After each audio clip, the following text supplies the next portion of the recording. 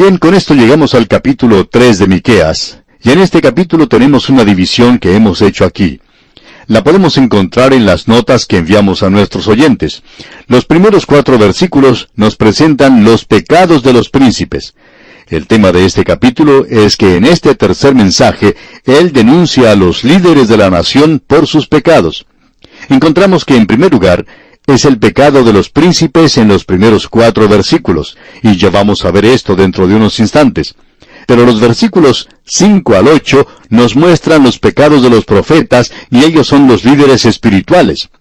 Y luego, en los versículos 9 al 12, vemos los pecados de los líderes de Jerusalén, y eso incluye no solo los príncipes y los profetas, sino también los sacerdotes. Y vemos la injusticia de los líderes allí en esa última sección que mencionamos en los versículos 9 al 12. Vamos a comenzar entonces con el primer grupo que se encuentra en los primeros 4 versículos. Y como hemos dicho al principio, la forma en que uno puede darse cuenta de las principales divisiones de este libro es que él siempre comienza con esta exclamación de «Oíd». Es un llamado a escuchar lo que él tiene que decir. En el capítulo 1, usted recordará, en el versículo 2 leímos «Oíd, pueblos todos». Y ahora aquí en el capítulo 3, versículo 1, podemos ver «Dije, oíd ahora, príncipes de Jacob». Y él ahora está hablando a los líderes de la nación y a los príncipes de la casa de Israel. Él se está dirigiendo en primer lugar a los príncipes, a los líderes políticos, luego a los líderes religiosos, y después los reúne a todos juntos y aún coloca allí mismo, en ese último grupo, a los sacerdotes. Pero él dice en este primer versículo del capítulo 3 de Miqueas, leamos, «Dije, oíd ahora, príncipes de Jacob y jefes de la casa de Israel. ¿No concierne a vosotros saber lo que es justo?» Ahora, ¿qué es lo que quiere decir con esto? Bueno, significa sencillamente que esta gente ha estado en la posición de juzgarse a sí misma. Los príncipes se sentaban a juzgar a toda la nación. Las personas que eran halladas culpables de algún crimen eran llevadas ante un príncipe para ser juzgadas. Ahora esta gente debería saber lo que era la justicia, debería saber lo que era el juicio. Y esto es algo que encontramos otra vez en el capítulo 2, versículo 1 de la epístola a los Romanos. Usted recuerda que el Señor Jesucristo, por medio de Pablo, dijo, «Por lo cual eres inexcusable, hombre, quienquiera que seas tú que juzgas, pues en lo que juzgas a otro, te condenas a ti mismo, porque tú que juzgas, haces lo mismo». Esto no quiere decir que tiene que hacer cosas idénticas, sino cosas similares. Es decir, que si usted juzga a otro, entonces debemos decir que usted será conocido como una persona que critica y juzga duramente. Y luego usted a su vez será juzgado por eso. Usted ha hecho la misma cosa. Usted puede mirar a la otra persona y criticarle. Sabemos que eso es muy fácil. Es muy fácil ver cómo podemos encontrar faltas en los demás, faltas que nosotros no podemos ver en nosotros mismos. Cuando Natán vino ante el rey David y le contó de un hombre en su propio reino que tenía muchas ovejas y que fue y se apoderó de la única ovejita que tenía su vecino, pues ese hombre solamente tenía una. Y este otro tomó esa ovejita y la mató. Bueno, esa era una injusticia. David era el rey y él se encolerizó y se puso de pie. Ahora esto él podía verlo en otra persona, pero él había hecho lo mismo. Y Natán le dice entonces que él era ese hombre. Tú has hecho eso. Y David entonces aceptó ese juicio y confesó su culpa delante de Dios. Es por esto que Dios les dice a estos líderes de Israel que ellos han estado en el lugar de juicio. Ellos habían juzgado a los demás. Aún así, ellos habían cometido las mismas cosas. Y deberíamos decir, amigo oyente, que pensamos que esa es la razón por la cual muchos jueces en los tribunales no han sido muy duros con los criminales y no quieren la pena de muerte, porque eso es en realidad una mala conciencia que les molesta a ellos. Pensamos que muchas veces, cuando un juez se pone a juzgar a otro en el tribunal y se presenta ante él algún hombre acusado de algo, que ese juez dicta una sentencia ligera, que no es dura, por cierto, porque así es como él puede calmar su propia conciencia. Es por eso que siempre decimos que debe haber hombres de muy buen carácter en lugares de liderazgo. Y debemos repetir esto otra vez, que no es la forma de gobierno lo importante. Si usted tiene un buen rey, es algo maravilloso. No hay nada malo con eso. Es el carácter de los líderes lo que es importante para una nación. Su carácter determinará la forma en que ellos van a juzgar. Y creemos que es muy fácil ver cómo los líderes de nuestras naciones, especialmente los jueces, dictan sentencias que no son muy severas. No es otra cosa sino un complejo de culpabilidad, lo que causa que ellos hagan eso en el presente. ¿Por qué? Porque es necesario tener hombres de carácter en esa posición. Y Dios dice que Él va a ser quien los juzgará. Francamente hablando, amigo oyente, creemos que no es otra cosa sino un chiste cuando un grupo de miembros del Congreso investigan algo en la política. Probablemente cada uno de esos que están juzgando a los demás tiene su propio problema que ocultar. Pero nosotros podemos observar con el pasar de los meses y los años que hay muy pocos hombres en el liderazgo de una nación que son realmente capaces de ocupar un lugar en juicio sobre los demás. Hace falta un hombre de carácter para hacer algo como esto. Y esto es exactamente lo que Dios les está diciendo a ellos. ¿No concierne a vosotros saber lo que es justo? Ustedes no están haciendo eso. Han tenido la experiencia. A ustedes se les ha traído hombres para que los juzguen que son culpables. Pero ahora, ustedes son los culpables. Y eso es lo que Dios está diciendo. Vosotros que aborrecéis lo bueno y amáis lo malo. Es muy difícil para un juez que ha estado asistiendo a una fiesta y bebiendo con los invitados la noche anterior, donde quizá ha tomado más de lo que debía, sentenciar a un hombre que se le presenta ante él al día siguiente, que ha dado muerte a alguien porque ha estado manejando su automóvil cuando estaba borracho. No nos sorprende, pues, que no le condene severamente. Si un hombre que bebe es un juez, según nuestro propio juicio, no está capacitado para juzgar a los borrachos y a los alcohólicos que se le presentan ante él que han dado muerte a alguien. El autor de estos estudios bíblicos, el Dr. J. Vernon McGee, contaba que él pasó por una experiencia muy triste, por cierto, a causa de esto, porque su mamá pereció en un accidente de tránsito por un conductor borracho. Él no quería presentar acusaciones ante los tribunales. Pensaba que eso no era lo que debía hacer. Sin embargo, cuando fue llamado como testigo, le dijo al tribunal, «Yo pienso que aquí se debe hacer justicia. No estoy pidiendo que se tome venganza por esto contra este hombre. Eso es lo que yo haría si hiciera eso. Solo pido que se haga justicia». Y ese hombre no recibió una sentencia muy dura que digamos. Y al observar a este juez en ese tribunal, uno pensaba que él tenía una conciencia muy mala, por cierto. Ah, amigo oyente, aquellos que estaban en lugares de liderazgo aborrecían lo bueno y amaban lo malo. Y personas como esas no están capacitadas para ocupar esa clase de posición el día de hoy. Si un hombre llega a ser un congresista, o puede ocupar cualquier otra posición, por ejemplo, un senador del gobierno, o cualquier otra posición gubernamental como un juez, si se descubre que ha sido infiel a su esposa, ¿está ese hombre capacitado para presentar una ley en cuanto al matrimonio? No creemos que sea así, amigo oyente. No pensamos que esté en una posición de hacer eso. No nos sorprende entonces que la moralidad del presente esté en bancarrota, si eso ocurre con aquellos que están en liderazgo. Y Dios echa la culpa al liderazgo aquí de esta nación de Israel. Y como ya hemos dicho aquí en el principio, Dios está presentando en el día de Miqueas una filosofía del gobierno humano. Y básicamente se necesita tener hombres de buen carácter. Ahora él dice en el comienzo del versículo 2, «Vosotros que aborrecéis lo bueno y amáis lo malo». Y luego él utiliza una ilustración muy vívida, por cierto. Leamos todo este versículo 2 del capítulo 3 de Miqueas. «Vosotros que aborrecéis lo bueno y amáis lo malo, que les quitáis su piel y su carne de sobre los huesos». Es decir, ustedes son caníbales cuando están juzgando a los demás, y cuando aman el mal y aborrecen lo bueno. Escuchen lo que él dice aquí porque él está hablando en cuanto al canibalismo humano.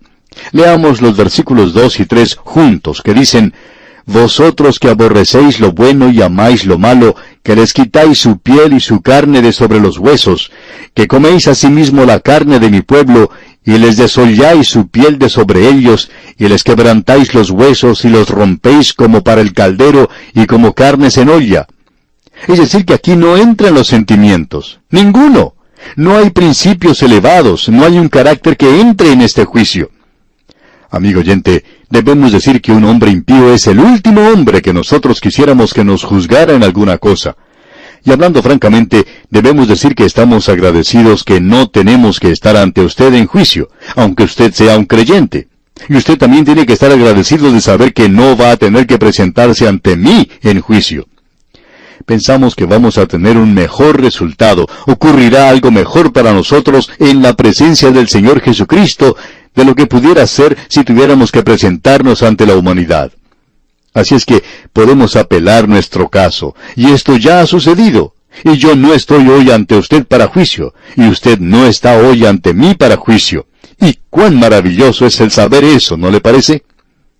Luego dice en el versículo 4, entonces clamaréis a Jehová y no os responderá. Ahora, ¿de quién está hablando? Pues de estos líderes. Y así sucederá mientras ellos estén en una posición alta y mientras no se preocupen por el lado humano, mientras no tengan una verdadera simpatía, un verdadero amor. Y ahora ellos están en dificultades porque un gran poder, mayor que el que ellos tienen, ha caído sobre ellos. El versículo 4 en su totalidad dice, entonces clamaréis a Jehová y no os responderá. Antes esconderá de vosotros su rostro en aquel tiempo, por cuanto hicisteis malvadas obras. Dios está diciendo que Él permitirá que el juicio caiga sobre ellos. Dios dice, ustedes van a clamar a mí. ¿No es eso interesante? Nosotros clamamos a Dios cuando pasamos por momentos de dificultades. Siempre nos sorprende, aunque no debiera sorprendernos, pero así sucede, cuando escuchamos de los problemas que se avecinan sobre nosotros y de vez en cuando alguien dice, que Dios nos ayude. Por fin Dios llegó a su alma, y uno pensaría que ellos ya le habían quitado de este universo. Él no ha sido mencionado mucho en el día de hoy, a no ser de una manera profana, pero uno encuentra a la gente diciendo que Dios nos ayude. Bueno, no sabemos si Él va a escuchar o no, porque Él ha dicho que aquel que le ignoró, que ha sido impío y que le dio la espalda a Dios y que ha vivido una vida sin Dios, y aún así está juzgando a los demás y desprecia a la gente porque no son capaces, no recibirán respuesta. No interesa si han recibido título universitario, porque esto no significa nada. Y quizá esto haga de él un juez mucho peor, o la peor clase de persona para ocupar una posición elevada porque fuera inteligente, pero aún así, él ama lo malo. De modo que, amigo oyente, necesitamos hombres y mujeres que tengan un buen corazón, que tengan algo más que simplemente inteligencia en cuanto a la ley. Lo que necesitamos hoy, según nuestra opinión, son hombres y mujeres que conozcan a Dios, porque de otra manera, cuando vengan las dificultades, Dios no ha prometido escucharles. Él le dijo a su propio pueblo que cuando ellos clamaran a Él, entonces Él no les respondería, que Él iba a esconder de ellos su rostro porque ellos habían hecho obras malvadas. Dios es quien dice eso. Él dice que va a esconder su rostro. Amigo oyente, parecería que Él no estuviera haciendo mucho en cuanto a la situación mundial en el presente. Estamos en un período cuando Dios se muestra silencioso, pero su gracia es aún abundante, y Él es rico en misericordia, rico en gracia, para aquellos que se inclinen ante Él y acepten a su Hijo como su Salvador personal. Quiera Dios que usted lo haga hoy mismo. Y aquí nos detenemos por hoy. Sin embargo, les sugerimos leer el resto de este capítulo 3 de la profecía de Miqueas, lo que le permitirá estar al tanto de lo que estudiaremos en nuestro próximo estudio. Es nuestra oración que el Señor colme su vida de sus abundantes bendiciones. Continuamos hoy, amigo oyente, nuestro viaje por el capítulo 3 de este libro de Miqueas. En nuestro programa anterior vimos el juicio de Dios contra los príncipes, los líderes políticos de la nación. Hoy vamos a comenzar nuestra lectura en el versículo 5 de este capítulo 3 de Miqueas, y podemos apreciar aquí el juicio que Dios manda o tiene contra los profetas. Y la conducta de los profetas es tan censurable como la de los príncipes. No sabemos en realidad cuál era peor que la otra, porque los pecados de los profetas es que ellos informan mal a la gente, y no solo eso, sino que no la guían. Ellos saben bien lo que deben hacer, pero no responden en esparcir fielmente la palabra de Dios. Ahora debemos notar específicamente lo que Él dice aquí, porque Él presentará los pecados de los profetas. El versículo 5 de este capítulo 3 de Miqueas dice, Así ha dicho Jehová acerca de los profetas que hacen errar a mi pueblo y claman paz, cuando tienen algo que comer, y al que no les da de comer proclaman guerra contra él. Ahora aquí tenemos lo que los profetas están haciendo. Ellos son en realidad como un animal vicioso, o como una serpiente con dientes venenosos que puede dar muerte.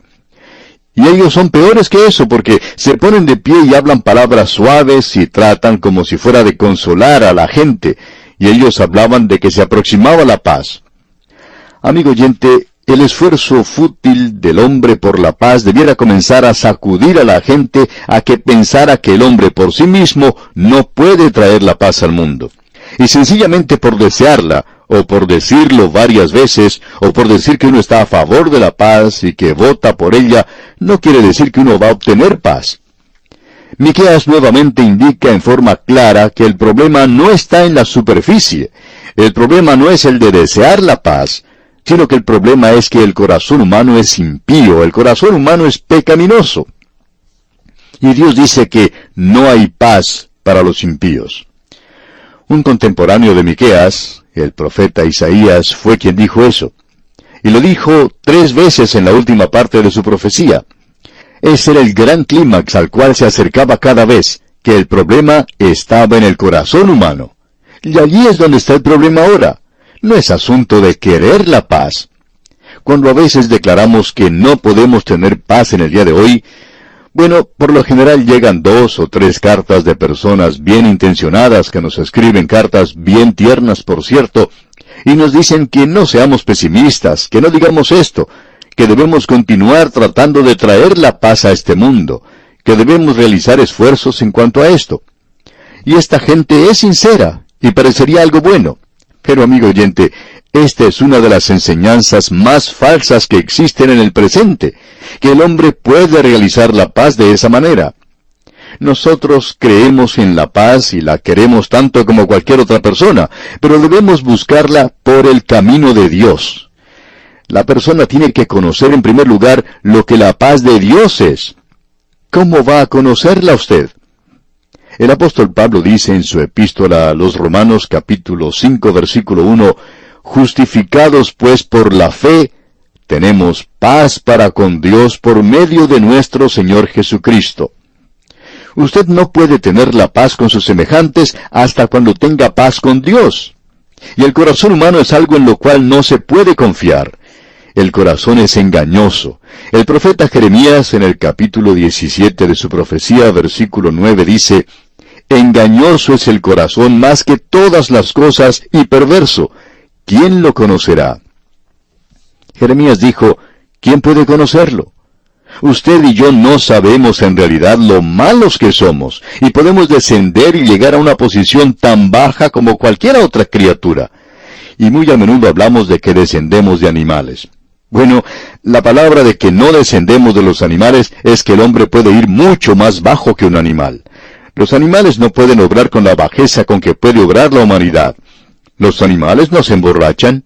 Los animales no abandonan a sus propios hijos. Ellos siguen ciertas reglas y normas. Pero la humanidad puede ir mucho más bajo que el mundo animal. Bueno, eso es lo que los profetas estaban haciendo. Estaban profetizando paz cuando en realidad en el norte Asiria estaba preparándose para atacarlos. Y en el día de hoy se está realizando esfuerzos en diferentes partes del mundo para reunir a la gente para que se sienten alrededor de una mesa y razonen y traten de no ir a la guerra. Y a pesar de todo esto, y por lo menos en los últimos 6,000 años, de los que se tiene informe de la historia, el hombre aún va a la guerra, aún lucha contra sus semejantes. Una nación contra otra nación, una tribu contra otra tribu, una familia contra otra familia, una persona contra otra persona. Ahora, ¿por qué hacen eso? No deberíamos hacerlo. Nadie se beneficia con eso. Pero lo hacemos porque estamos separados de Dios y estamos en rebelión contra Él. Pero no queremos enfrentar esto que es el verdadero problema. Queremos arreglar las cosas y lo queremos hacer con palabras. Queremos decir que vamos a tener paz. Bueno, amigo oyente, debemos decir que hemos estado diciendo esto por mucho tiempo ya. Y estos son profetas falsos. Eso es lo que Dios los llama, falsos profetas. Y porque ellos están haciendo esta clase de cosas, Dios va a pronunciar contra ellos calamidades que van a suceder después. Ahora el versículo 6 comienza diciendo, «Por tanto, de la profecía se os hará noche». Y la noche o las tinieblas, como ya hemos visto en los profetas, siempre habla de juicio, y esto habla de juicio en dos formas diferentes: de la intervención directa de Dios en el castigo del que ha ofendido, y del silencio de Dios en no dar una clase de revelación al hombre. Así es que Miqueas dice aquí: por tanto, de la profecía se os hará noche y oscuridad del adivinar. Es decir que Dios no les va a revelar una verdad nueva. El versículo 6 entonces en su totalidad dice: por tanto, de la profecía se os hará noche y oscuridad del adivinar, y sobre los profetas se pondrá el sol, y el día se entenebrecerá sobre ellos. En otras palabras, el juicio que viene sobre ellos se llama tinieblas, y el sol se pondrá. Y lo que Miqueas está diciendo aquí es que no habrá ninguna luz de parte de la palabra de Dios. La luz que ellos tenían antes de parte de Dios, ya no la tendrán más en cuanto a la profecía. Usted recordará que el apóstol Pablo en su primera carta a los Corintios capítulo 13, versículo 8, hizo referencia a esto. Él dijo: el amor nunca deja de ser, pero las profecías se acabarán. Bueno, cesarán de dos formas diferentes. Serán cumplidas, y cuando han sido cumplidas, entonces han cesado. Es decir, que ya no miran más hacia el futuro. O sea que ya no son más profecías. Ahora ya son historia. Pero cesarán también en otra forma, y es que Dios ya no les revela nada nuevo a ellos. Debemos decir que existe una brecha bastante grande entre el Antiguo y el Nuevo Testamento de aproximadamente unos 400 años. El sol se ha puesto. Y Malaquías, el último profeta, profetizó que el sol se levantaría otra vez cuando expresa en el capítulo 4, versículo 2, «Mas a vosotros los que teméis mi nombre, nacerá el sol de justicia, y en sus alas traerá salvación». Pero ellos estaban entrando en la noche en esa ocasión, porque no habría ningún propósito que saliera el sol si la noche no hubiera venido. No tendría ningún sentido. Y así entonces ellos entraron en una larga noche. Ese es el cuadro que se nos presenta aquí. En nuestra época contemporánea tenemos un ejemplo que podemos citar. Los Estados Unidos de Norteamérica es un gran país que ha alcanzado una posición elevada entre las naciones del mundo. A través de los años, Dios ha bendecido a ese país en gran manera. Por la visión que han tenido y el esfuerzo que los creyentes de ese país han hecho al enviar misioneros a todas partes del mundo, nuestros países pudieron recibir la palabra de Dios. Porque uno de esos misioneros vino a mi país, yo pude recibir el mensaje del Evangelio y llegué a conocer a Cristo como mi Salvador personal. Y yo doy gracias a Dios por eso.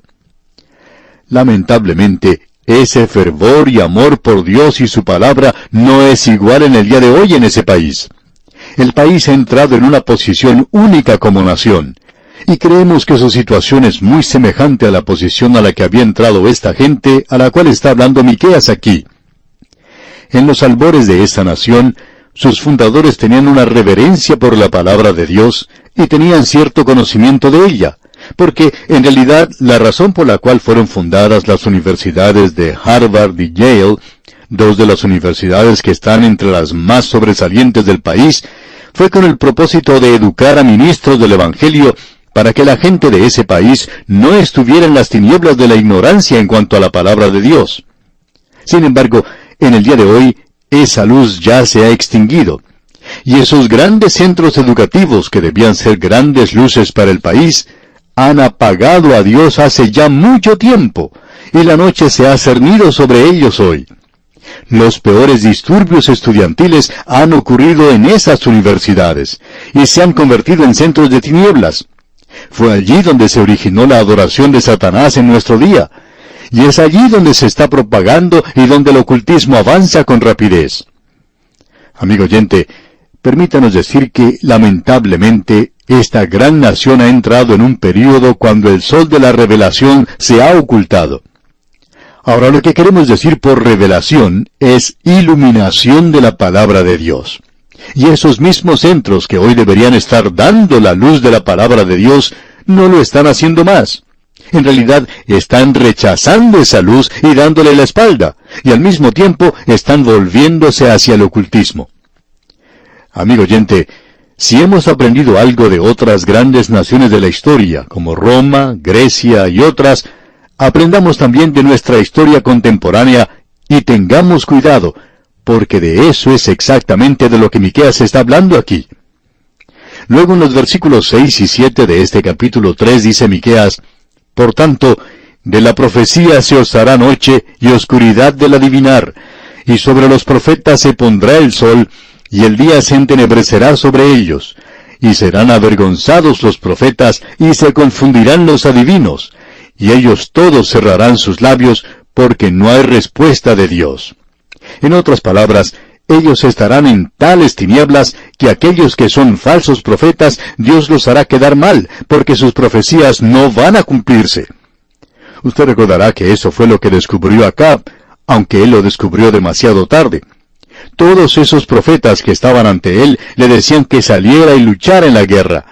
Y había solamente un hombre, y ese era el hombre de Dios, Micaías, quien le dijo, una cosa es segura, si sales a la guerra, no regresarás porque serás muerto.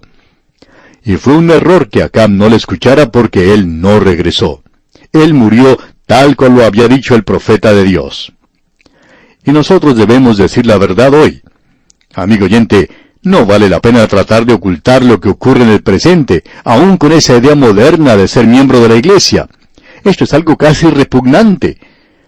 Uno escucha de un hombre que ha sido un líder muy bien mirado por los demás y que hasta cita la Biblia de vez en cuando, y luego uno descubre qué clase de pecador es en realidad. Y esto sucede tantas veces en el presente. Usted recordará que hace algún tiempo, cuando estudiábamos la epístola a los Hebreos, vimos allí en el capítulo 12 que el Señor al que ama disciplina y azota a todo el que recibe por hijo. Ahora, ¿por qué hace eso? Porque Él no quiere que usted sea un hijo ilegítimo. Es por eso que le disciplina, para que usted pueda saber, y el mundo también pueda saber, que usted es su hijo. Guillermo el Conquistador firmaba su nombre Guillermo el Bastardo, porque él era un hijo ilegítimo.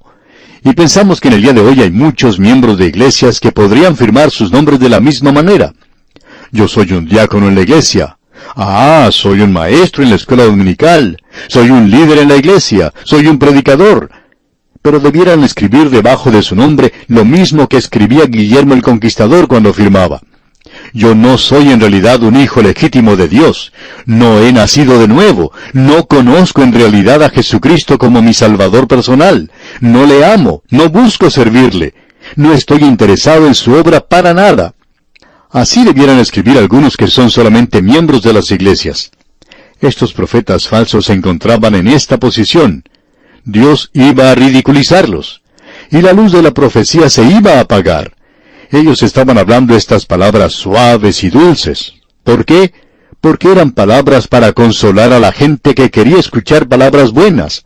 Y los profetas decían aquello que la gente quería oír y le decían lo maravillosas que eran las cosas. La gente decía, usted es un gran predicador porque dice cosas tan lindas, palabras tan floridas, todo va a salir bien. Y ellos estaban viviendo en lujo. Pero amigo oyente, la moralidad era algo horrible, algo terrible. Usted debe notar que Miqueas se separa a sí mismo de ese grupo. En el versículo 8 dice, mas yo estoy lleno de poder del Espíritu de Jehová, y de juicio y de fuerza, para denunciar a Jacob su rebelión y a Israel su pecado. Él está diciendo que hace falta tener valor para decir lo que él está diciendo, pero lo va a decir porque él cree que el Espíritu de Dios está con él. Miqueas podía decir, yo sé que el Espíritu de Dios me está guiando a decir las cosas que estoy diciendo. Y amigo oyente, es maravilloso poder estar en esa posición. Notemos ahora al entrar a la última división aquí en los versículos 9 al 12, que aquí tenemos los pecados de los líderes de Jerusalén. Y esto se dirige específicamente a Jerusalén. Antes se dirigía a Israel en el norte, pero ahora se dirige directamente a Jerusalén, y aquí Miqueas junta a todos los profetas, a los príncipes y aún los sacerdotes. Y el juicio es sobre todos ellos. Notemos pues lo que dice el versículo 9. Oíd ahora esto, jefes de la casa de Jacob y capitanes de la casa de Israel, que abomináis el juicio y pervertís todo el derecho. Él está diciendo, escúchenme, que tengo algo que decirles. Y en el versículo 10 continúa, que edificáis a Sión con sangre y a Jerusalén con injusticia. Ahora, ¿cómo hicieron eso? Bueno, escuche lo que dice el versículo siguiente, el versículo 11. Sus jefes juzgan por cohecho, y sus sacerdotes enseñan por precio, y sus profetas adivinan por dinero. Y se apoyan en Jehová diciendo, ¿no está Jehová entre nosotros? No vendrá mal sobre nosotros. ¿Qué es lo que ellos tenían en común? Avaricia, la codicia. Y eso, amigo oyente, es la peor clase de idolatría que existía aún en aquellos días de ídolos. En el día de hoy no tenemos ídolos, por lo menos esperamos que no los tenga. Hay muchas personas que se hacen supersticiosas hoy y tienen artefactos por todas partes y siguen el horóscopo y cosas por el estilo. Pero no nos hemos vuelto a la idolatría que existía en aquel día. Pero Miqueas aquí señala, enfoca su verdadero pecado y es la idolatría. La codicia es idolatría. Dice, sus jefes juzgan por cohecho, y sus sacerdotes enseñan por precio, y sus profetas adivinan por dinero. Y por tanto, ya que ellos estaban tratando de hacer esto por todo lo que podían obtener para sí mismos, y no tomaban en consideración a Dios, tampoco tomaban en cuenta o en consideración a la demás gente, estaban dispuestos a pisotearlos. Entonces, no nos sorprende que el profeta haya dicho que ellos estaban devorándolos como caníbales, que estaban devorando a la gente. ¿Por qué? Por la avaricia y el amor al dinero. Amigo oyente, eso es probablemente la raíz del problema en muchos lugares. Cuando el liderazgo de la nación es malo, no hay forma de gobierno que dé resultado, no importa cuál sea este. Eso es lo que se nos está diciendo aquí. Ahora, el último versículo de este capítulo 3 de Miqueas dice, por tanto, a causa de vosotros, Sión será arada como campo, y Jerusalén vendrá a ser montones de ruinas, y el monte de la casa como cumbres de bosque. Usted puede observar a Jerusalén aún en el día de hoy. Pero si usted quiere, puede leer allá en el libro del profeta Jeremías, capítulo 26, versículo 18, y allí puede descubrir que eso iba a suceder. Y aún Jerusalén en el día de hoy muestra las cicatrices del cumplimiento de esta profecía de Miqueas. Este pequeño libro que estamos estudiando es un gran libro, por cierto. Y con esto, amigo oyente, llegamos al final del capítulo 3 de Miqueas. Dios mediante, en nuestro próximo programa, entraremos a estudiar el capítulo 4 y esperamos que usted nos acompañe. Que la presencia del Señor en su vida sea su más rico tesoro, es nuestra ferviente oración.